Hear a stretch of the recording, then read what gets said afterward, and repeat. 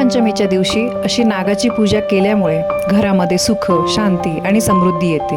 काल सर्पदोषापासून मुक्ती मिळते. महादेवांच्या गळ्यामध्ये नाग असतो. नागपंचमीला अशी पूजा केल्यामुळे महादेवांचे आशीर्वाद मिळतात. 17 ऑगस्ट सोमवारी आहे नागपंचमी. तर घरच्या घरी आपल्याला नागपंचमीची पूजा कशी करायची? कारण आता आपण शहरांमध्ये राहतो, आपल्या इथे काही नागाचे वारूळ वगैरे आपल्याला मिळत नाही. तर घरच्या घरी पूजा कशी करायची, मंत्र कुठला म्हणायचा, उपवास कसा करायचा, भावासाठी या दिवशी आपण उपवास करत असतो, तर तो का करायचा, त्यानंतर दूध आणि लाह्यांचा या दिवशी नैवेद्य अर्पण करायचा असतो, त्याला काय एवढं महत्त्व आहे. त्यानंतर नागपंचमी हा माहेर वाशिणींसाठी हा सण मानला जातो. तर ही नागपंचमीची सोपी पूजा घरच्या घरी कशी करता येईल ही सगळी माहिती मी तुम्हाला आजच्या व्हिडिओमध्ये देणार आहे, पूजा करून दाखवणार आहे. नागपंचमी हा श्रावण महिन्यातल्या शुक्ल पक्षाच्या पंचमी तिथीला साजरा केला जातो. या दिवशी नागदेवतेची पूजा केल्यामुळे आपल्याला सगळ्या समस्यांपासून मुक्ती मिळत असते. तर नागपंचमीची पूजा ही शक्यतो सकाळी 12च्या आधीच करायची. जमल्यास तुम्ही सकाळी 5 ते 8, 8:30, 9 पर्यंत ही पूजा केली तर अतिशय उत्तम. तो शुभ काळ मानला जातो, शुभ मुहूर्त असतो. आता वारूळ नसेल तर काय करायचं? तर बघा, वारूळ तुमच्या इथे नसेल तर तुम्ही जवळ नागपंचमीचा हा कागद मिळतो, हा आपल्याला श्रावण महिन्याच्या पहिल्या शुक्रवारीच लावायचा आहे. म्हणजे श्रावण महिना सुरू झाला तर तेव्हाच आपण लावत असतो. पण समजा तुम्ही जीवती पूजन करत नसाल दर शुक्रवारी वगैरे, तर तुम्ही हा कागद जो आहे नागपंचमीच्या दिवशी तुम्ही सकाळी लावा आणि जवळपास पोळ्यापर्यंत हा कागद जो आहे तो आपण ठेवत असतो. ठीक आहे. तर आता सगळ्यात पहिले मी तुम्हाला नागपंचमीची थोडीशी माहिती आहे ती तुम्हाला वाचून दाखवते. या दिवशी आपल्या कुलाचाराप्रमाणे नागदेवतेची पूजा आणि नैवेद्य करावा.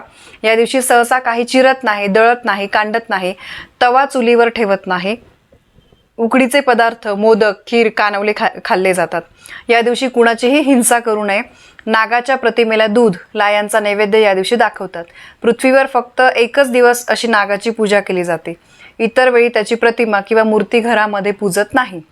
लक्षात ठेवा, कारण पृथ्वी शेषनागाने डोक्यावर धारण केली आहे, म्हणून पृथ्वीच्या डोक्यावर नागाला बसवू नये अशी धारणा आहे. तर ही नागपंचमीची थोडीशी माहिती आहे. आता मी तुम्हाला पटकन पूजा कशी करायची तर हे दाखवते. पूजा आपल्याला सकाळीच करायची आहे. तर बघा, इथे मी छान ही रांगोळी काढलेली आहे. महादेवांची पिंड आहे, त्यावर बेलपान आहे आणि नागदेवता आहे. तर अशी छोटी मोठी कुठलीही रांगोळी तुम्ही छान या दिवशी पूजेभोवती काढली ना तर छान वाटतं. तर हा नागपंचमीचा जो कागद आहे तो तुम्हाला तुमच्या देवाराजवळ तिथे लावायचा आहे. ठीक आहे. आता पूजा करताना सगळ्यात पहिले आपण दिवा लावून घेतो. आता बघा, या ठिकाणी कागद लावलेला आहे. तर हे नाग आहे, नागदेवता आहे, त्यानंतर त्यांची पत्नी आहे आणि नागाचं हे पिल्लू आहे. ठीक आहे. म्हणजे आई वडील आणि त्यांचे बाळ असं हे मी तांदळाने काढलेलं आहे. हे तुम्ही पिठाने काढा किंवा जमल्यास तुम्ही हे रांगोळीने काढू शकतात. कसंही जसं जमेल तुम्हाला तसं हे रांगोळी नागांचं जे चित्र आहे हे तुम्हाला काढायचं आहे. देवाराच्या इथे तुम्ही काढू शकतात. ठीक आहे. आणि ही पूजा करताना कंटिन्यू तुम्हाला अनंतादी नागेभ्यो नमः, अनंतादी नागेभ्यो नमः या मंत्राचा जप करायचा आहे. आता बघा, या कागदाची सगळ्यात पहिले आपल्याला पूजा करायची आहे. या ठिकाणी नागदेवता सुद्धा आहे. प्रत्येक या चित्राला आपल्याला हळद कुंकू अक्षता अर्पण करायचे आहे. ठीक आहे. त्यानंतर हे जे नागदेवता आपण काढलेले आहे तांदळाने, त्याला तुम्ही हळद कुंकू अक्षता अर्पण करा. आता प्रत्येकाला आपल्याला फूल अर्पण करायचं आहे आणि या कागदाला आघाड्याची आणि दुर्वांची माळ जी आहे तर ती अर्पण करायची आहे. या दिवशी या माळेला खूप महत्त्व आहे. हे आघाड्याचे पान जिथे देवाचे फूल वगैरे मिळतात तर त्या ठिकाणी तुम्हाला मिळून जाईल. तर आघाड्याच्या पानांची आणि ही दुर्वांची माळ अर्पण करायची आहे.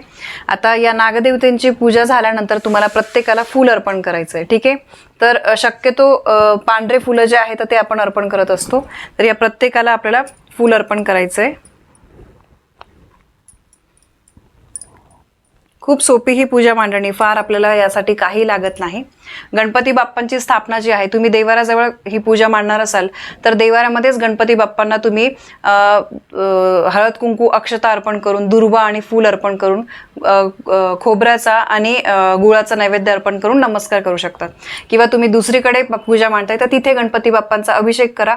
11 वेळेस पाण्याने, 11 वेळेस दुधाने अभिषेक करून गणपती बाप्पांची मूर्ती ठेवायची आहे तांदळावर. त्याला तुम्हाला हळद कुंकू अक्षता अर्पण करून फूल, दुर्वा अर्पण करायचे आहे आणि गुळाचा आणि खोबऱ्याचा नैवेद्य अर्पण करायचा आहे. ठीक आहे. आणि मग आपल्याला ह्या कागदाची आणि या नागदेवतांची आपल्याला पूजा करायची आहे. तर कळालं, याला हळद कुंकू अक्षता अर्पण करायचं आहे. प्रत्येक गोष्टीला आपल्याला फूल अर्पण करायचं आहे. या कागदाला सुद्धा छान फूल अर्पण करा. दिव्याला आपल्याला सगळ्यात पहिले दिवा लावतो तेव्हाच फूल अर्पण करायचं आहे. आणि त्यानंतर आपल्याला नैवेद्य अर्पण करायचं आहे. तर नैवेद्य बघा, या दिवशी फुटाणे आणि गूळ आणि लाया.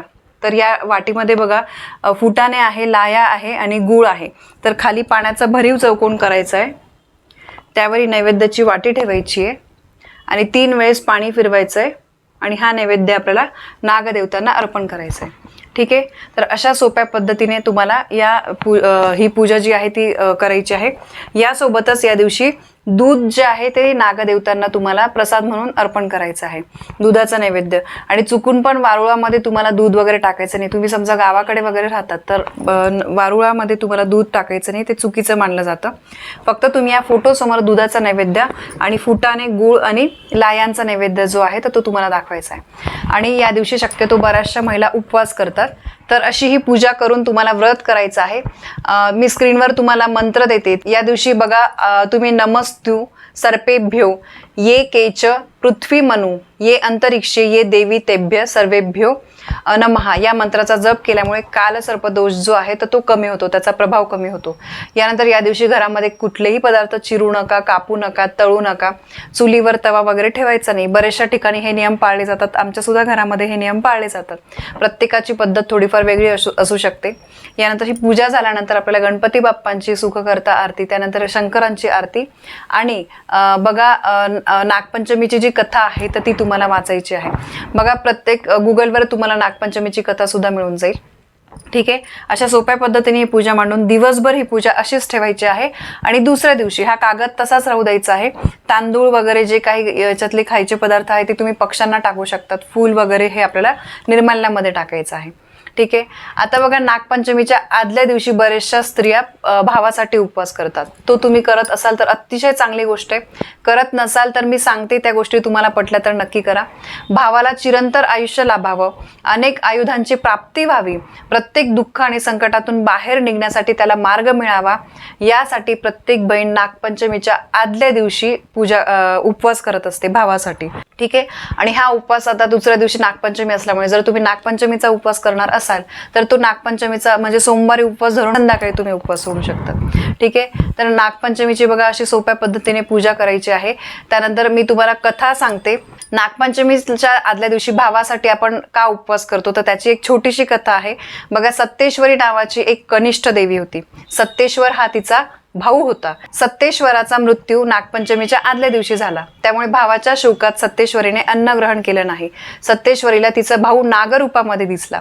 तेव्हा तिने त्या नागरूपाला आपले भाऊ मानले.